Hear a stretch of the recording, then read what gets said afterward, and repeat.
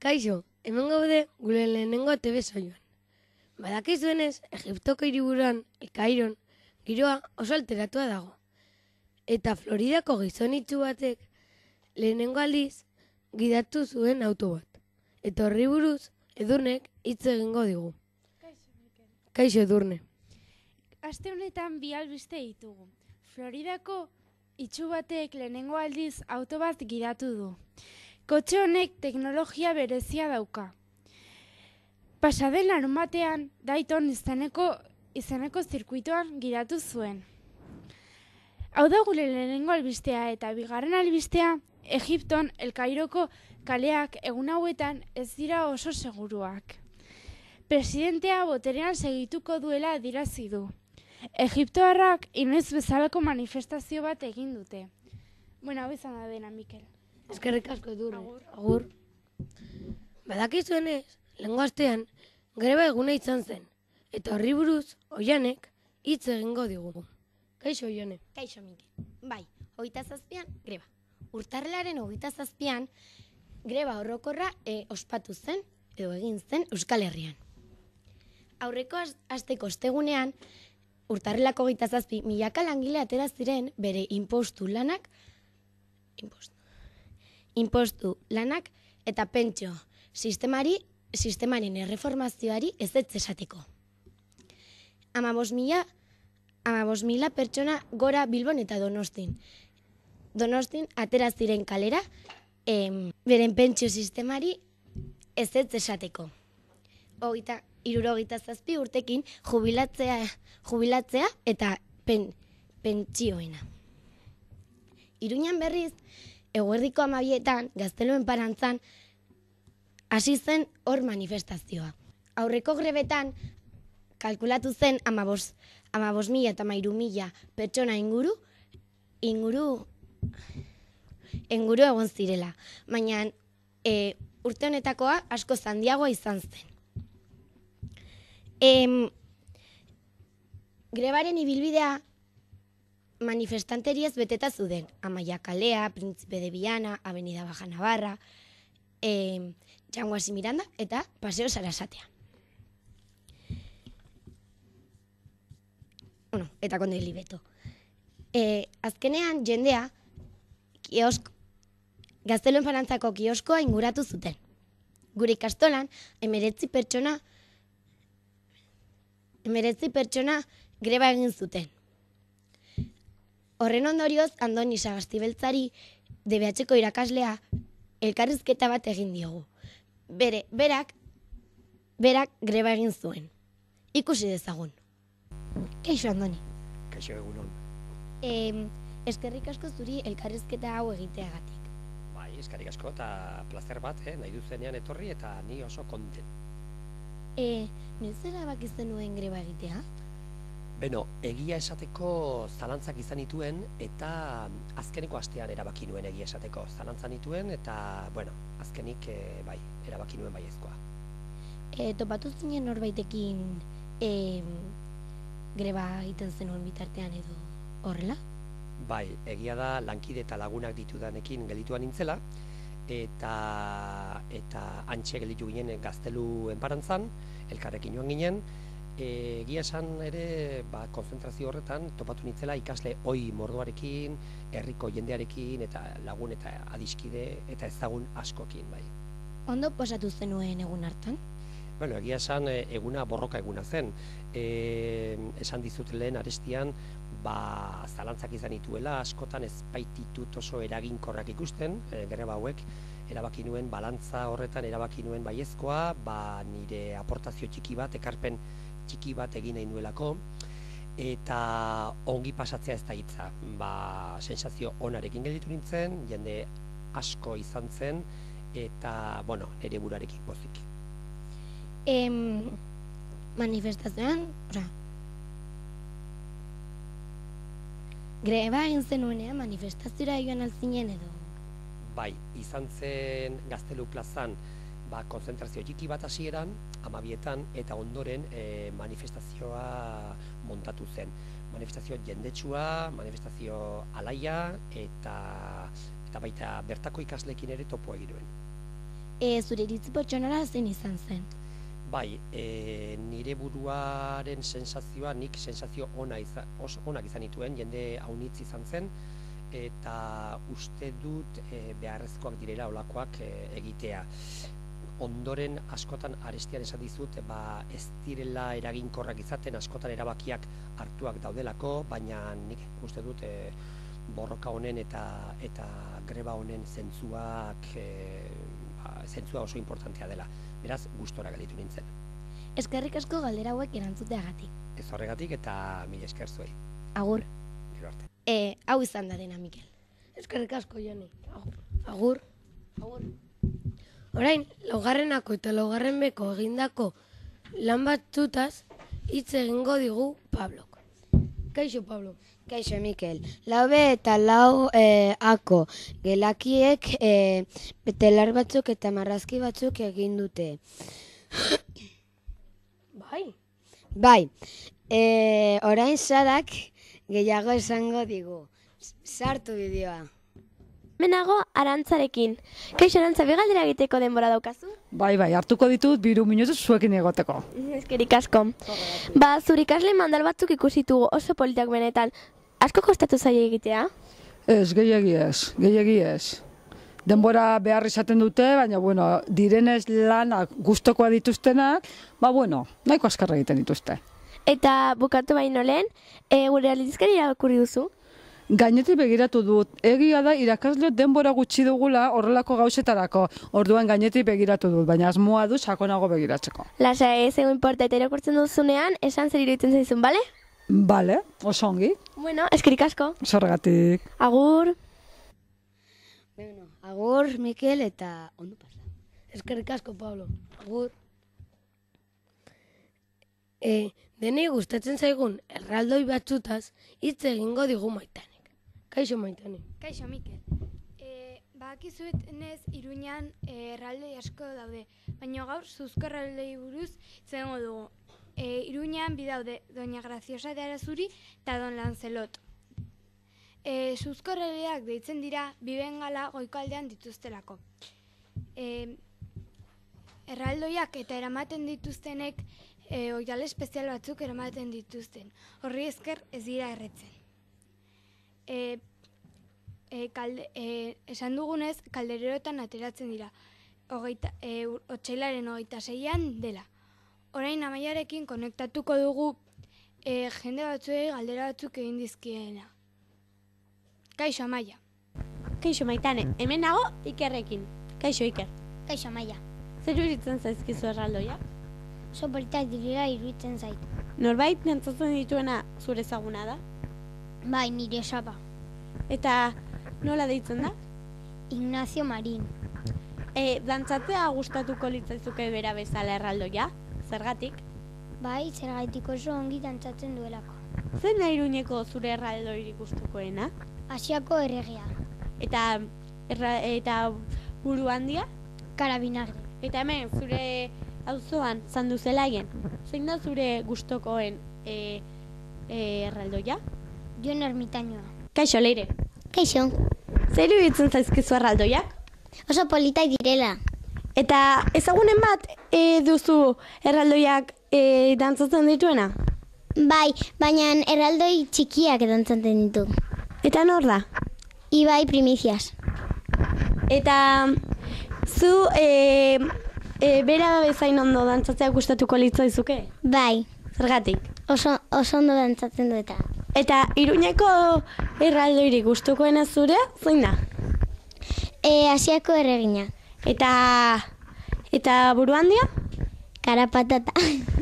Eta zure herrikoa, Otsagiko, zein da bikotea gehien gustatzen zaizuna? La pareja de Salacencos. Bale, eskerrik asko. Hau izan da dena gaurkoz, Maitane. Agur.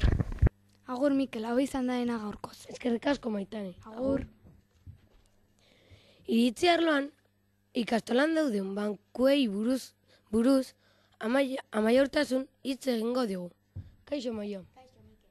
Ongi izan duzuenez, ikastolako bankuei hitz egitera dator. Zergatik txikiek 4 banku dituzte eta berriz handiek? Bi, zuri zer iruditzen zaizu? Ez zait ongi iruditzen. Niri ez da ere. Ainoak gure gelako Lorenzori elkarrizketa bat egin dio, zer iruditzen zaion jakiteko. Sartu bideoa. Kaixo, Lorenzo. Kaixo, Ino. Zer iruditzen zaizu patio txikian lau banku egotea eta handian bi? Egia esan ez zaidala oso ondo iruditzen. Gu lehenengo mailatik 6. mailara askoz gehiago gaudelako, infantileko lehenengo mailakoak 3. gaino. Eta gainera, arratsaldean, esaten digute, infantilekoak joan behar direla, egote dagoela momentu bat, usten diotela, ateratzen patio txikitik eta guri ez zigute usten esertzen. Orduan ez zaitu ongi iruditzen. Zure ustez, bankuak erabiltzen dira. Bai, dago jendea ez dutena erabiltzen, asko gustatzen zaiolako jolastetorela, baino ere, jendea ezin duena gautzarik egin lesionatua dagolako edo gaixorik, hainbat gauza, ezin dagoen orduan bai erabiltzen direla. Eskerrik asko, Lorenzo. Zerregatik gaino. Eskerrik asko Ainoa eta Lorenzo. Bueno, hau izan da guztia gaurkoz Mikel. Eskerrik asko Amaia. Agur. Nur bosteko eta el poder de la fuerza biko gomendio batzuk egingo digu Inigo. Kaixo Inigo. Kaixo Mikel. Zer moduz? Oso ongi, eta zu? Ongi. Gaur liburu bat eta bideojoko bat gomendatuko dizuet.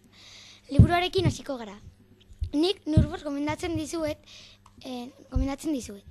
Nurbosten izenburua Nur eta magia kanpamentua da. Nurbosten idazlea Toti Martínez de Lezea, marrazkilaria Juan Luis Landa, argitaletxea Erein. ISBNa 978-8-8-6-6 da. Sinopsia. Uda bukatzen ari da, eta Nur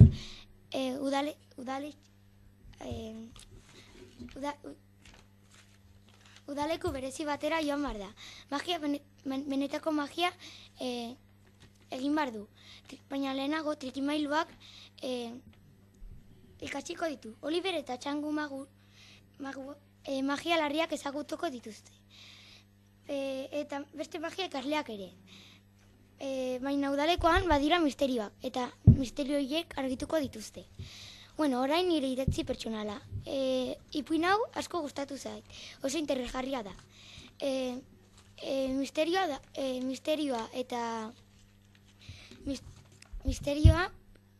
dauka. Beldur pixka bat ematen du, baina, badakizuenez Nurreko liburu guztiak sorpresa batzuk daukar. Hau, baizik, joku bat dauka. Zenbakiak asmatzearena. Orain bideojoko bat gomendatuko dizuet. Nik Star Wars el poder de la fuerza bi gomendatzen dizuet. George Lucas Star Warseko egilea da. Eta Lucas Starts bideojoko honen egilea da. Orain bideojoko honen datuak emango dizuet. Badakizuenez, nio ari dizuedan bideojokoa gomendatzen PlayStation 3 da. Baina ere, Nintendo DSi ordenagailurako ere badaude. HD-an ikusten da eta grafiko osonak ditu. Orain sinopsia. Darth Vaderrek traizionatu zion Starkillerri. Eta hortik alde egin bar zuen eta bere identitatea jakiteko. Orain nire iritzi pertsonala. Star Wars eko joku hau oso ona da. Indarra modu liberan erabili dezakezu. Arropa eta espatak koloreak alda dezakezu.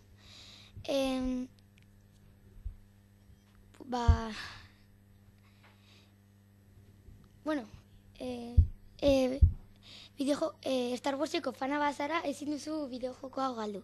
Bueno, anima zaitezte jolastera eta irakurtzera. Bueno, agur Mikel. Agur, eskerrik asko ino. Orain, kirol buruz hitz egingo digu Idoiak. Kaixo Idoia. Kaixo, Mikel. Futbolean, Iruña Navarro Bilosladaren kontra 8 bat irabazi egin zuen. Iñigo Izpurak gol bat sartu zuen. Erik de Leon 2, Ruben Txerifek 2 eta Iñigo Molinuevo 1. Iruña taldean jokatzen duen Lorenzo Otermin Motos lesionatuta dago 15 egunetarako. Pubisa inflamatuta daukalako. Lagunak Pamplonaren kontra 3 bat irabazi egin zuen. Eta Mikel Ibañezek 2 gol sartu zituen. San Juan Atarrabiaren kontra 4-3 irabazi egin zuen. Eta Iturgaitzek 2 gol sartu zituen. Jaso Ikastolako neskak Kaparrosoren kontra jolastu egin ziren. Eta 2 bat irabazi egin zuten. Maitane Zabaletak 2 gol sartu zituen. Jaso Ikastolako mutilak Kirol Esporten kontra 1-3 galdu egin zuten. Eta Álvaro Arantzek gol bat sartu zuen. Saskibaloian, Mendillorri Sanzernien kontra 21-24 irabazi egin zuen. Obena Salizio Monjardin Noain Beren kontra 36-18 galdu egin zuen. Navarro Biloslada Caja Rural Alsasuaren kontra 48-54 irabazi egin zuen. Atletismoan, Larrabiden jokatzen duen Irati Baiesek altuerako lasterketa bat egin zuen. Eta galdu egin zuen, baina ez zen azkenekoa gelditu. Padelean, San Juan Lekunberriren kontra aritu zen, eta irabazi zuen. Margoketan, Leire Ruizek Casa de Kultura Barainainen esposizio bat egin du, eta 200 kuadro baino gehiago daude. Esposizio hau otsailaren 11 bukatu egingo da. Ordutegia arratsaldeko 6:30 gaueko 8:30 da eta larunbat eta igandeetan itxita dago. Ruben Txerifek kuadro berri bat egin du. Hokeien Lagunak Sanzerninen kontra 6-5 irabazi egin zuen. Eta jokalariak Jon Saenz, Daniel López eta Mikel Rebollo dira. Dantzan Maitane Olzak Asociación de Vecinosen inauterietarako 8koa prestatzen ari dira. Eta orain bukatzeko asteko artista aurkeztuko dizuet. Dakizuenez, Irantzu Zabaltza lehen hezkuntzako lehenengo A mailako irakaslea da eta ikastolan dantza irakaslea da. Elkarrizketa bat egitea lortu dugu, sartu idea. Kaixo Irantzu. Egunon. Dantza irakaslea zara, baina ze dantza mota? Euskal dantzak, nik beti euskal dantzak irakatsi ditut eta ikasi ditut. Zergatik izan nahi zenuen dantza irakasle? Dantzak asko gustatzen zaizkialako, txikitatik ikasi nituelakoz, eta irakastea gustatzen zaidalako. Zenbat urtez daramazu dantza irakaslea izaten? 16 urte nituenetik. Txikia izanik, dantza jaten zinen? Bai, 6 urte nituenetik. Eta nora? Oberena dantza taldean hasi nintzen. Zein da gehien gustatzen zaizun abestia eta zergatik? Neri gehien gustatzen zaidan dantza, larrain dantza da. 2 arrazoiengatik. Bat, pausu desberdin asko daudelako, larrain dantzaren barnean, eta bigarrena nere amaren herrikoa delakoz, nere ama Lizarrakoa delakoz. Bueno, hau izan da dena. Eskerrik asko Irantzu. Eskerrik asko zuei eta zorionak egiten ari zareten lanangatik. Bueno, Mikel, hau izan da dena gaurkoz. Eskerrik asko Idoia. Agur. Agur. Lehiaketa buruz hitz egingo digu Adrianak. Kaixo Adriana. Kaixo Mikel. Astenaktako lehenengo zikloko asmakizuna hau da. Uretatik kanpora ateratzen denean ito egiten da. Zer da? Bigarren zikloko asmakizuna, Done Bastiaren lanbidea zein den asmatu. Nik erosi, nik ordendu eta berak saldu. Eta 3. zikloko asmakizuna hau da. Hortz zorrotzak eta langileak ditu ahoagabeak. Zer da? Bueno, hau izan da dena gaurkoz. Eskerrik asko, Adriana. Agur, Mikel. Agur. Euskara hobetu nahi baldin baduzue, ikusi eta entzun beharko duzute hau. Kaixo, Leire. Arratsaldeon ikusentzuleok. Aste honetako horrela esan beharreanrekin etortzen naiz. Bideo bat prestatu dut. Espero dut asko ikastea eta zuen euskara maila hobetzea. Sartu bideoa. Ireki 37. orrialdea. Irakurtzen dut.